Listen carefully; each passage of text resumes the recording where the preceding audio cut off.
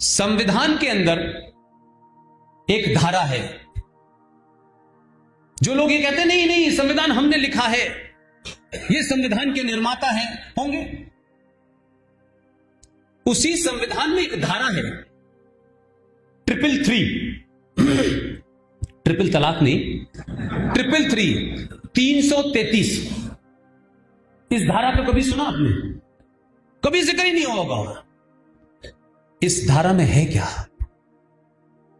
और यह सवाल इसलिए मैं पूछना चाहता हूं कि इससे दो चीज का पाखंड पता चलेगा कि अगर यह संविधान भारत के निर्माताओं ने बनाया गया जैसा कि दावा किया जा रहा है, लेकिन जो बात मैं आपसे कन्वे कर चुका हूं उसे मेरी बात को यकीन करें न करें, मैंने कहा कि government of India independence act 1935 की कॉपी ले लीजिए आर्काइव से, फोटो कॉपी करा लीजिए और भारत के संविधान को लेकर बैठ जाइए।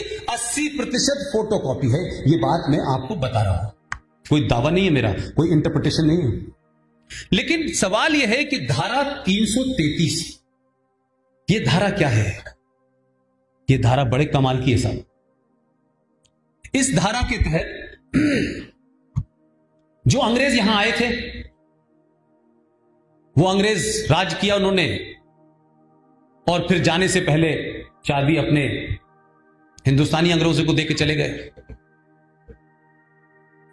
ये जो 333 का जो प्रोविजन है, ये इस पाखंड को एक्सपोज कर देगा कि इस संविधान को बनाने वाले सभी भारतीय थे और ये संविधान पूरा हमने बनाया है।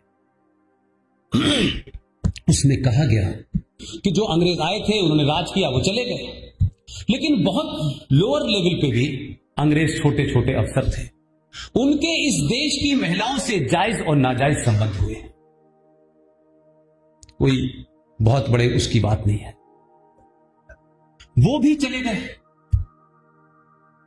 यह कहा गया कि उन महिलाओं से होने वाली संतानों को भारत में एंग्लो इंडियन कहा जाएगा, एंग्लो इंडियन कहा जाएगा। और 70 साल में वो एंग्लो इंडियन संतानें खत्म नहीं हुई।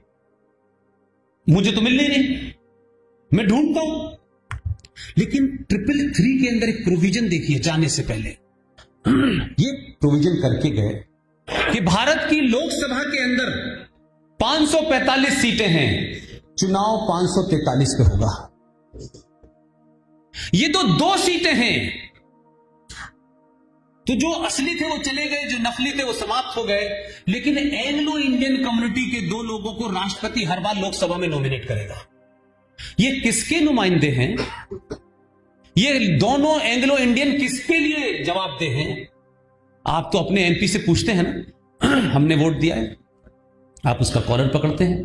तो लोकसभा में नॉमिनेट होने वाले ये 2 एंग्लो इंडियन के लोग हैं। ये प्रोविजन कब आया और भारत के किस ज्ञानी संविधान को लिखने वाले ने यह कहा कि इसको शामिल कर लो? और चलिए मैंने माना, लेकिन आज तो 2019 हो गई। इस देश में हजारों जातियां ऐसी हैं, और जिस राज्य में की राजधानी में मैं हूं, यहां तो हजारों जनजातियां हैं जिन्होंने या जिनकी कबीलों के लोगों ने, उस जातियों के सरदारों ने कभी पार्लियामेंट देखी नहीं है। कम से कम वो हजारों लाखों लोगों की नुमाइंदगी करने के लिए उनमें से कोई नॉमिनेट नहीं होना चाहिए था। ये एंग्लो इंडियन को ढूंढ ढूंढ के कहां से लाया जाता है और इस पे चर्चा नहीं होती कि इसको बंद होना चाहिए,